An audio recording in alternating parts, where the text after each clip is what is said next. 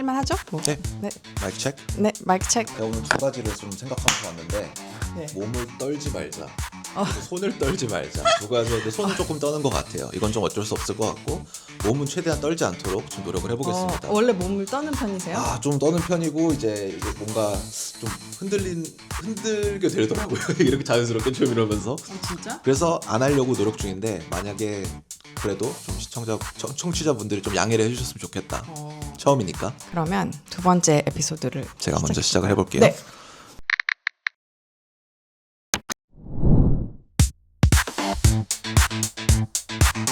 안녕하세요. 오늘은 캐나다 이민 33년 차, 16년 차 B2B 1인 법인 컨설턴시를 해오시고 저희 리디자인 팟캐스트의 코호스트이신 K님을 모셨습니다. 네. 안녕하세요. 반갑습니다. 반갑습니다. 지난 5분 동안 어떻게 지내셨나요? 지난 5분 동안 너무 좋았고요. 세팅도 하고 잡 얘기도 하고 물도 좀 마시고 그렇습니다. 네, 긴장은 좀 풀고 있었습니다. 5분 동안. 네. 네. 이번 에피소드에서는 팟캐스트의 코호스트님이시자 오늘 이 모든 팟캐스트를 준비하고 계획해주고 계신 되게 어설프게. 네. K님의 커리어와 삶에 대해서 한번 좀 이야기를 나눠보려고 해요. K님 같은 경우는 저희 첫 번째 에피소드에서 말씀해 주셨던 것처럼 이제 캐나다 오신 시점이 저랑 비슷한 중고등학생 때로 알고 있는데 이민 후에 여러 커리어를 좀 겪으시면서 좀 정말 많은 도전과 변화를 이루신 걸로 알고 있어요. 뭐 대학도 여기저기 다니시고 그렇죠. 대륙을 왔다 맞아요. 갔다 하시고 일하면서도 뭐 말레이시아였나요? 네네네. 거기도 왔다 사시고 호주도 가고 네, 그랬죠. 전 세계를 돌아다니면서 사셨는데 그 과정에서 좀 두려움은 없으셨는지 일단 좀 궁금하고요. 그리고 이런 변화하는 과정에서 그런 두려움이나 리스크 자체를 좀 즐기시는 편인가? 이런 거를 좀 여쭤보고 싶었어요. 생각을 해보면 두려움이 많은 편이에요. 그러니까 준비할 때는 두려움이 없는데 막상 어딜 가야 되거나 저는 이건 여행도 마찬가지인데 어딜 가기 전이 되면 좀 긴장이 되긴 하죠. 그리고 이거 할 수 있나? 괜히 시작했나? 그런 생각을 되게 많이 하는 편이긴 한데 저는 그렇기 때문에 뭐 변화가 좋아서라기보다는 해야 된다고 생각을 해서 그런 도전을 선택한 경우가 대부분인 것 같아요. 처음에 캐나다 왔을 때 저는 이제 빅토리아에서 학교를 다녔는데 빅토리아에서 고등학교를 졸업하고 밴쿠버로 대학을 오면서 그때도 이제 이사를 한 거잖아요. 빅토리아에 막 적응했는데 밴쿠버로 오면서 또 다시 시작을 하게 되고 항상 어떻게 보면 약간 부적응자 그런 느낌도 없지 않아 있었던 것 같아요.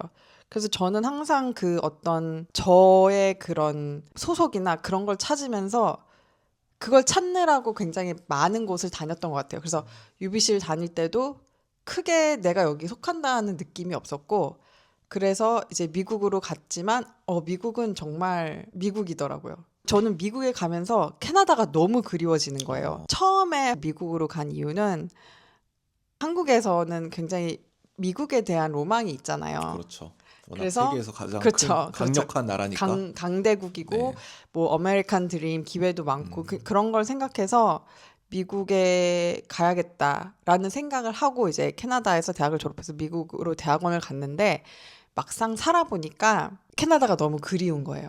그냥 그 사람들도 너무 그립고 그 약간 캐나다의 그 약간 무관심하면서 따뜻한 그 프렌들리니스가 있는데 미국은 굉장히 다르더라고요. 특히 저는 또 캐나다 서부에서 미국 동부로 갔기 때문에 그 환경의 변화가 너무 크게 느껴져서 그때 사실 저는 문화 충격을 되게 많이 받았어요. 미국으로 가면서. 웨스트 코스트에서 이스트 코스트로 겪는 그 문화 차이가 크셨나 보네요. 그리고 캐나다에서 미국보다는 그 웨스트 코스트에서 이스트 코스트 차이가 너무 커가지고 그때 대학원을 졸업하고 다른 이유도 있었지만 이제 밴쿠버로 오면서 커리어를 시작했는데 또 막상 또 밴쿠버로 오니까 이제 20대의 저는 세상이 너무 좁은 거죠. 밴쿠버가 사실 대도시는 아니잖아요. 그렇죠. 그래서 그때 나는 나가서 일을 해보고 싶다라는 생각을 해서 결국에는 30대 때 그런 기회를 많이 만들었는데 나갈 때마다 밴쿠버가 너무 좋은 거예요.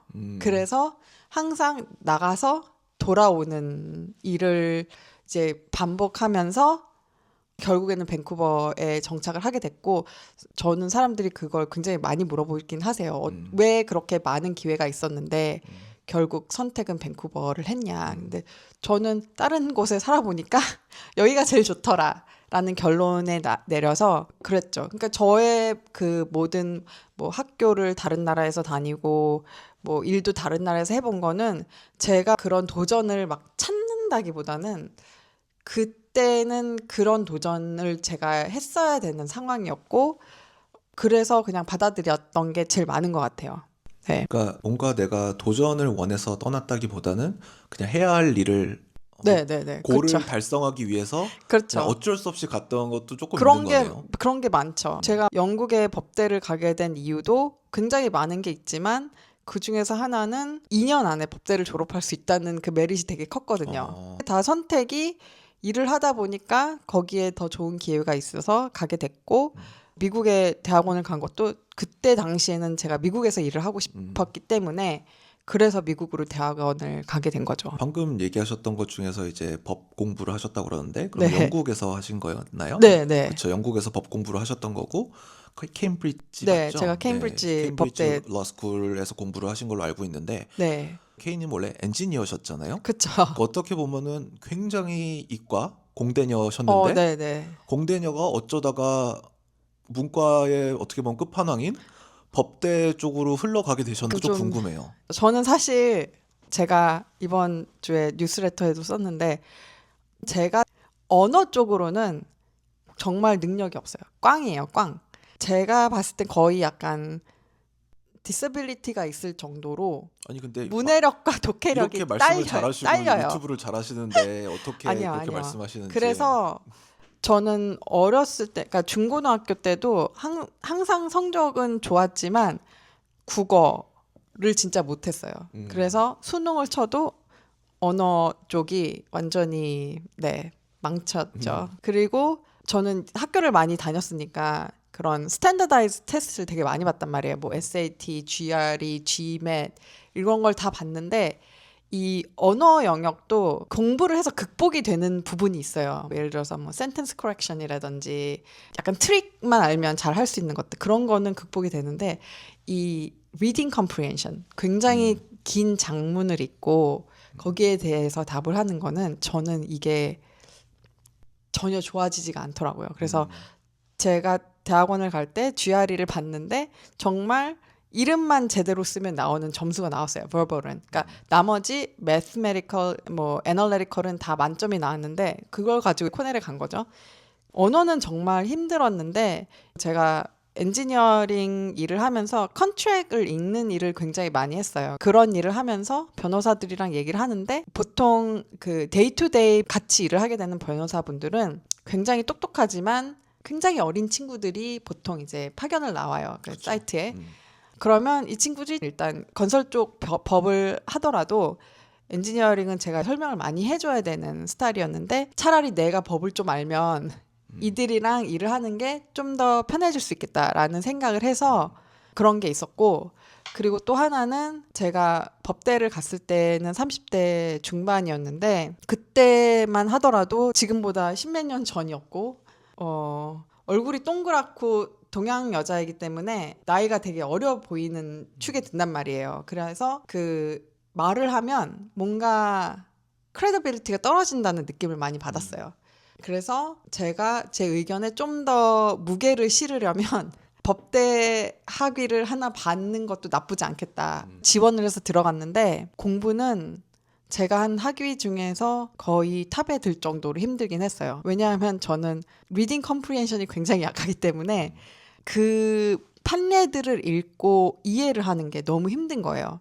특히 영국식 영어는 북미식 영어랑은 되게 다르잖아요. 그러니까 sarcastic하고 뉘앙스가 있는데 저는 사실 그 뉘앙스를 굉장히 파악을 못하는 편이거든요. 문화적 차이도 있을 거고. 네, 저는 굉장히 T이기 때문에 판결문을 읽어도 이게 도대체 판사가 무슨 말을 하는지 모르겠는 거예요. 그러니까 영어로는 알겠지만 그 안에 들은 그 숨은 뜻, like between lines 그런 걸 잘 이해를 못 해가지고 보통은 굉장히 유명한 판례들은 다 위키피디아에 정리를 해놨어요. 그럼 그거는 대부분 아메리칸 잉글리시로 해놨기 때문에 그거를 보고 이해를 했죠. 그래서 법대를 다닐 때는 아침 7시에 일어나서 밤 11시까지 그냥 책상에 앉아서 판례만 읽었어요. 그랬는데도 불구하고 성적은 제가 받은 성적 중에서 제일 안 좋았죠. 졸업은 했으니까 뭐 어쨌든 저는 굉장히 이과 머리, 공대 머리이기 때문에 법대 공부는 진짜 힘들긴 했어요. 예, 저한테는 가장 큰 도전이었던 것 같고 만약에 얼마나 고통스러울 줄 알았으면 안 했을 것 같아요. 저는 상상도 못할 것 같아요. 사실 법대에 가서 공부를 한다는 건 정말 공부 양 자체가 굉장히 많다는 건데 네. 시간 투자도 많이 해야 되고 그럼요. 저는 이제 공부보다는 돈 버는 게 더 좋은 것 같아요. 또 여쭤보고 싶었던 것 중에 하나가 뭐 MBA도 하시고 법 공부, 엔지니어링 공부 이것저것 공부를 많이 하셨고 네. 그 과정에서 결국에는 다국적 이제 엔지니어링 펌에 다니시면서 안정된 직장을 다니시다가 어느 순간 그거를 포기하시고 그냥 호련듯이 네. 1인 기업가가 되셨죠. 지금 네. 많이들 사용하시는 단어인 솔로프리너. 네. 그리고 그 당시엔 아마 솔로프리너라는 단어가 없었을 거라 생각이 그렇죠. 들어요. 그 당시 1인 기업가가 되셨는데 저도 지금 1인 기업가로서 좀 궁금한 점이 왜 도대체 1인 기업가가 되셨을까? 일단 이유가 좀 궁금하고 사실 직장을 포기하고 1인 기업가가 된다는 거는 굉장한 리스크가 있는 건데 그런 리스크들이 두렵지 않으셨나? 이런 부분들이 좀 궁금합니다. 제가 퇴사를 한 건 제가 34살에 퇴사를 했거든요. 근데 33살 말부터 뭔가 이 길은 좀 아니라는 생각을 하고 있었어요. 그래서 그때 제가 하던 프로젝트가 밴쿠버에선 다들 아시는 폴트맨 하이웨이 1 프로젝트를 하고 맨날 있었는데 제가 출퇴근할 때마다 이용하고 네. 있습니다. 그걸 하고 있었는데 그거를 한 몇 년 하니까 약간 번아웃이 온 것도 있고요. 왜냐하면 제가 그때 파트타임으로 MBA 공부를 같이 병행을 했기 때문에 그 프로젝트 일을 하면서 주 한 60시간 정도 일을 하고 사무실이 이제 코키틀람에 있었는데 저는 그때 파이낸스 쪽으로 스페셜라이제이션을 하기 위해서 포인트 그레이 캠퍼스로 수업을 들으러 다녔어요. 네, 네. 그 당시에도 많이 벌려놔서 너무 피곤한 거예요. 그러니까 몸이 좋질 않아서 일을 좀 그만두고 학업에 좀 포커스를 둔 다음에 뭔가 생각을 해봐야 되겠다는 생각을 했던 것 같아요. 그래서 일단 퇴사는 그렇게 했는데 1인 기업을 시작한 건 사실은 제가 디자인을 그렇게 해서 그렇게 됐다기보다는 기회가 와서 그렇게 시작을 한 것 같아요. 기회라면 좀 어떤 기회였을까요? 제가 퇴사를 한 후에 같이 일했던 분들이 저를 프리랜서 컨설턴트로 고용을 하고 싶어 하셔서 그렇게 하려면 법인을 세워보는 것도 나쁘지 않겠다라는 생각을 해서 그때 MBA 같이 하던 친구한테 괜찮은 회계사를 소개를 받아서 그분이 회사를 디자인을 해주셨죠. 그래서 그때 컨설팅이랑 홀딩코업을 같이 시작을 하면 만약에 돈을 벌었을 때 그때부터 이제 자산 관리가 시작이 된 거죠. 그러니까 컨설팅 법인으로 돈을 벌었을 때 이걸 어떻게 관리를 해서 절세를 할 수 있고 약간 그런 걸 그때부터 시작을 했던 것 같아요. 예. 사실 저는 그때 제가 이렇게까지 오래 그 1인 법인을 유지하게 될 거라는 생각은 못 했고요. 항상 학교를 졸업하면 그리고 만약에 기회가 닿는다면 다시 취업을 할 수도 있겠다라는 생각을 했었던 것 같아요. 그런데 하다 보니까 이게 주는 어떤 자율성이 있잖아요. 그러니까 내가 프로젝트를 가려서 받을 수 있고, 그러니까 저는 항상 제가 베스트 비즈니스 디벨롭먼트는 베스트 딜리버리라고 생각을 하기 때문에 저 동의합니다. 내가 일을 잘하면 다 입소문을 타고 일이 계속 오긴 하거든요. 그런 식으로 사업을 유지하다 보니까 내가 하고 싶지 않은 일은 안 할 수 있고 내가 원하지 않는 출장은 안 갈 수 있는 그런 자율성의 매력에 빠졌던 것 같아요. 그래서 어떻게 하다 보니까 지금까지 아직도 회사들을 유지를 하게 되는 거죠. 고객사들을 계속 유지를 해오신 거네요. 네, 네, 그렇죠. 저 그러면 또 궁금한 게 네. 사실 아마 K님 같은 경우는 지금 소셜미디어에서 꽤 오랜 기간 활약을 네. 해오셨기 때문에 K님을 아시는 분들이 사실 굉장히 많다고 생각이 네, 들어요. 네. 근데 아마 제 생각인데 K님을 아시고 되게 오랫동안 알아와 보신 분들 중에서도 K님이 그냥 약간 라이프 코치나 네. 약간 모티베이터 정도로 생각하시는 분들도 꽤 많을 것 같고 그럴 수도 실제로 있죠. 본업이 무슨 일을 하시나 좀 잘 모르실 것 같기도 해요. 그래서 혹시 그 지금 하시는 본업이 진짜 그 무슨 일인가? 그 컨설팅이. 아, 네. 그 정말 말로만 컨설팅을 하는 건가? 맞아요. 아니면은 이 서류를 보면서 좀 리뷰를 해주는 작업을 하시나 어, 이런 것들이 좀 궁금합니다. 제 본업은 사실 업계 사람한테도 설명하기가 되게 애매해요. 왜냐하면 제가 굉장히 업계로 치면 되게 제너럴리스트거든요. 그래서 꼭 이 부분의 스페셜리스트라고 얘기를 할 수가 없는 분야라서 저를 간단하게 설명을 하면 교통 민영화 프로젝트 딜리버리 엑스퍼트가 제일 맞는 것 같아요. 그래서 그런 교통에 관한 민영화 프로젝트가 문제없이 굴러갈 수 있게 할 수 있는 전반적인 일을 다 할 수 있거든요. 처음에 feasibility study부터 해서 딜리버리 클로징 아웃까지 다 하는데, 그러니까 토목 엔지니어링도 알아야 되고 약간 비즈니스 파이낸스 쪽의 관점도 알아야 되고 계약에 대한 사항들이 많이 알아야 되는 게 있거든요. 그래서 보통 이런 프로젝트 계약서를 보면 몇만 페이지가 돼요. 북이 이제 몇 권이 되고 드로잉도 굉장히 많고, 물론 제가 그거를 다 숙지해서 프로젝트를 이행하는 건 아니지만 보통 파이낸스 쪽으로 운영이 어떻게 된다든지 아니면은 리스크 관리, 뭐 계약, 뭐 프로세스 그런 쪽의 컨설팅을 하고요. 제 주로 고객사들은 주정부가 될 수도 있고 연방 정부가 될 수도 있겠죠. Depending on the project.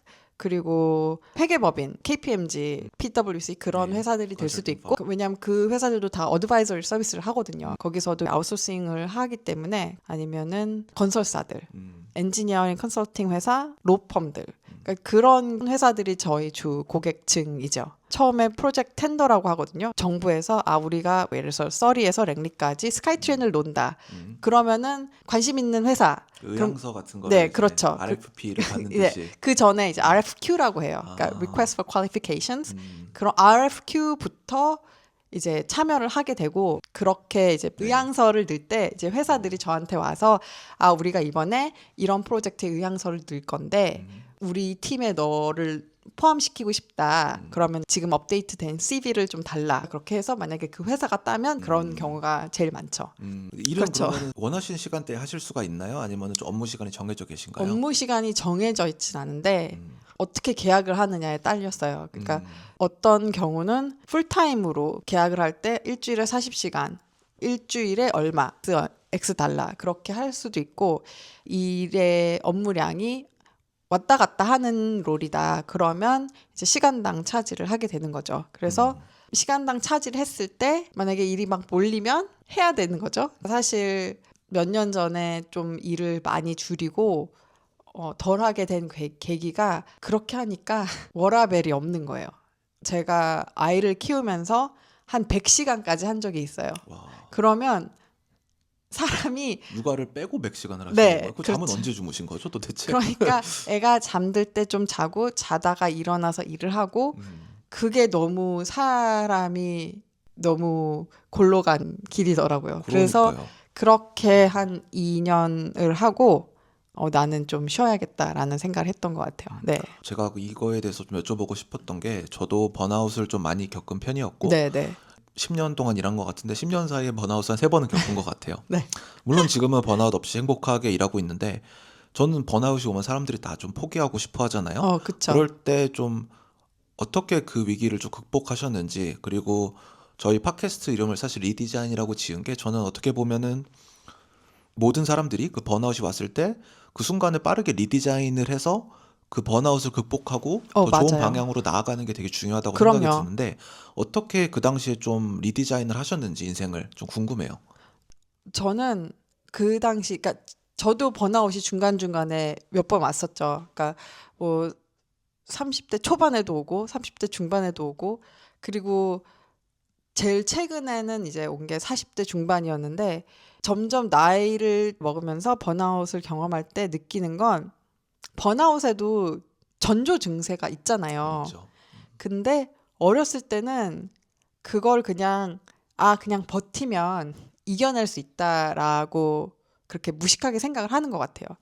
그런데 나이가 들면서 이 신호를 더 잘 읽게 되고, 거기에 빨리 대처하는 게 전체적으로 봤을 때 더 좋은 방향이라는 걸 이제 알게 되더라고요. 그래서 제가 어렸을 때 번아웃이 오면 약간 도피를 했었던 것 같아요. 회사의 그 업무량과 그 프로젝트 진행 상황과 상관없이 나는 휴가를 간다. 뭐 3주, 4주 막 그렇게. 왜냐하면 번아웃이 많았을 때는 거의 일이 굉장히 많았었던 때니까 휴가가 굉장히 많이 쌓인단 말이에요. 그래서 나는 상관없어. 나는 그냥 이걸 써야 될 것 같아. 약간 그런 식으로 하고 나왔는데 나이가 들어서 보니까 그렇게까지 기다리지 않고 그 전에 뭔가 사인이 오면 조금씩 정리를 해야 되는 것 같아요. 내가 커밋했던 10개가 있으면 8개로라도 줄여보면서 내가 지금 당장 안 해도 되는 일을 좀 정리를 하고 그 안에서 다시 재구조를 찾는 거죠. 시스템 리빌딩을 하고 그렇게 내가 10개에서 8개로 줄였을 때 이게 서스테인 가능하면 약간 그 시스템으로 한동안 가야 되는데 만약에 번아웃이 이미 너무 많이 진행됐을 경우에는 그게 안 되잖아요. 그러면 재조정을 해야 되는 거죠. 근데 그런 과정에 있어서 자기의 컨디션에 굉장히 마인드풀 해야 된다는 느낌이 있어요. 나의 컨디션을 무시해버리면, 이그노어 해버리면 그게 어디 가는 게 아니라 나중에 더 크게 터지는 그렇죠. 거니까 그래서 자기를 돌아볼 수 있는 시간을 주기적으로 갖는 게 너무 중요한 것 같아요. 그렇지 않기 위해서는 내가 괜찮을 때도 계속 한 달에 한 번, 분기별로 한 번씩이라도 나를 돌아보는 시간을 좀 데디케이트해서 해보는 게 그 초기 진단하는 것처럼 꼭 병이 아니라도 저 번아웃은 어떻게 보면 현대인의 병이니까 현대인의 병입니다. 그거를 계속 하는 게 중요하다고 생각을 해요. 네. 저한테 좀 많이 와닿기도 했고 또 제가 반대로 그거에 관해서 여쭤보고 싶었던 게 결국에 우리 모든 사람들이 열심히 사는 이유는 어떻게 보면은 경제적 자유를 달성하는 게 큰 이유가 될 것 같아요. 그렇죠. 왜냐하면 경제적 자유라는 게 결국 꼭 돈의 문제가 아니라 돈이 생겨야 내가 시간의 자유를 얻을 수 있고 맞아요. 시간의 자유를 얻어야 내가 하고 싶은 거를 할 수 있을 수 있다는 게 좀 크기 때문에 제가 지금 이 경제적 자유라는 걸 달성해 보기 위해서 정말 열심히 달려가고 있는데요. 네. K님은 이제 저보다 뭐 20년 이상 더 일을 하셨고 경제적 자유를 거의 달성을 하셨거나 아마 거기쯤 있으실 거라고 네. 생각이 들어요. 그런 거를 봤을 때 어떻게 하면은 젊은 사람들이 거기까지 가는데 좀 덜 고생하고 좀 효율적으로 할 수 있을까? 이런 부분들을 한번 여쭤보고 싶어요. 그리고 워라밸이라는 게 결국 내가 어느 정도 인풋, 어느 정도 일을 했을 때 또 아웃풋이 있는데 그걸 조정을 잘 해야 되는 거잖아요. 물론 그럼요. 일을 더 많이 하면 돈을 더 많이 버는 건데 그걸 어떻게 내가 좀 컨트롤 잘해서 너무 힘들지 않고 날 다치게 하지 않으면서 경제적 자유를 달성할 수 있을까? 이런 부분들을 좀 여쭤보고 싶어요. 말씀하신 대로 경제적 자유가 돈만 관련된 건 아니잖아요. 그리고 중요한 건 모든 사람이 필요한 이 경제적 자유의 뜻이 좀 다를 수 있어요. 그래서 뭐 저 사람이 뭐 100억이다. 뭐 저 사람은 50억이다. 그런 게 중요한 게 아니라 내가 원하는 경제적 자유가 어떤 건지를 알려면 내가 어떤 사람인지를 아는 게 굉장히 중요한 것 같아요.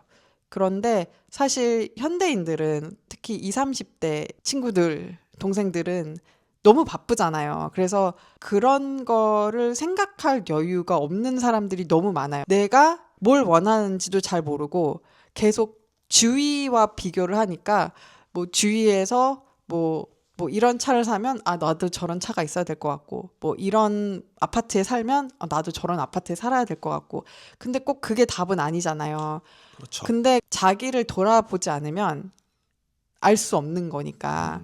그래서 저는 다른 사람이나 일 자체에 너무 끌려다니지 않고 나를 알 때 좀 더 나에 맞는 준비를 할 수 있다고 생각을 하거든요.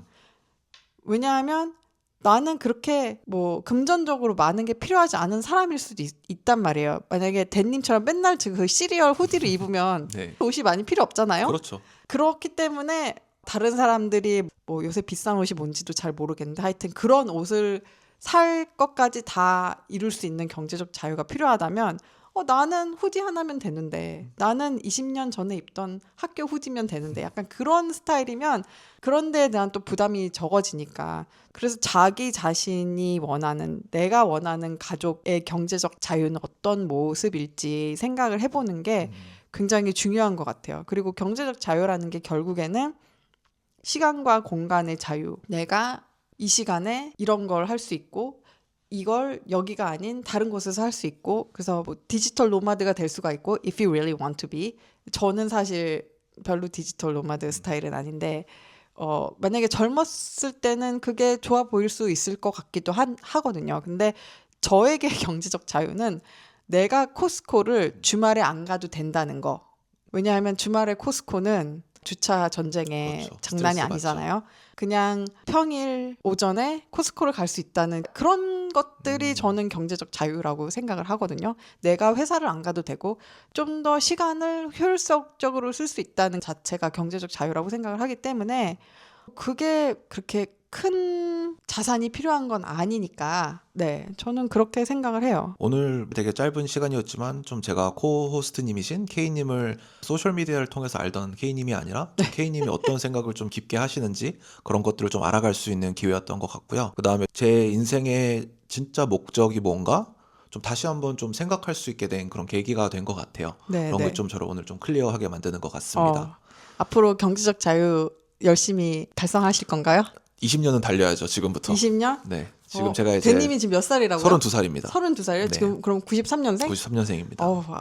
아직 어리시구나. 20년 네. 정도는 더 달려야죠. 20년. 네, 저보다 17살이 어리시네요. 제가 케임브리지 다닐 때 대님 또래 친구들이랑 공부를 했어요. 그때 정말 그때 애들이 얼마나 귀여웠냐면 저는 그때 이제 거의 36, 7, 지금 대님보다도 나이가 많았는데 그때 그 친구들은 제가 학교를 이렇게 많이 다니고 왜냐면 그때 저는 벌써 경력이 10년이 넘었고 그렇죠. 학위도 3개가 있었는데 걔네들은 그렇게 똑똑한 애들인데도 불구하고 내가 몇 살이라는 그 감을 못 잡더라고요. 얘는 일단 30이 넘으면 무조건 나이가 많은 사람인 거야. 그래서 그렇죠. K는 한 26살 정도 됐겠다라고 생각을 하는데 야 그러면 내가 12살에 대학을 갔어야 돼. 약간 그런 계산이 나오더라고요. 근데 지금 30대 초반이면 굉장히 좋은 나이인 것 같아요. 제가 32살 때보다 훨씬 뭐라 그럴까? You are more aware라고 해야 되나? 저는 32살 때 잘 몰랐었던 것 같아요. 세상을. 왜냐하면 그때는 제가 막 MBA를 하기 전이고 제가 32살, 33살에 MBA를 시작을 했는데 그때는 아직도 세상이 내가 열심히 일을 하면 나는 앞으로 괜찮을 거야. 그냥 나는 이 정도의 집에서 이 정도의 모기지를 내고 이 정도 차를 끌고 계속 할부금을 내면서 평생 일을 하면 나는 어느 정도 살겠거니라는 생각만 했을 때였기 때문에 댄님은 저보다 훨씬 앞선 길을 가고 계십니다. 좋게 봐주셔서 감사합니다. 그러면 저도 최선을 다해서 달려보도록 하겠습니다. 그러면 여기서 이번 마무리를 하도록 에피소드는 하고. 마무리를 할까요? 네, 알겠습니다. 네. 그럼 가서 옷을 갈아입고 다음 에피소드로 만나는 걸로 하도록 하겠습니다. 옷을 안 갈아입을 것 같은데. 네, 그럼 그냥 하시죠. 그냥 그러면 그럽시다. 오늘 마무리하는 걸로 하고 네. 청취자분들 감사합니다. 감사합니다. 안녕. 안녕. 구독해 주세요. 네.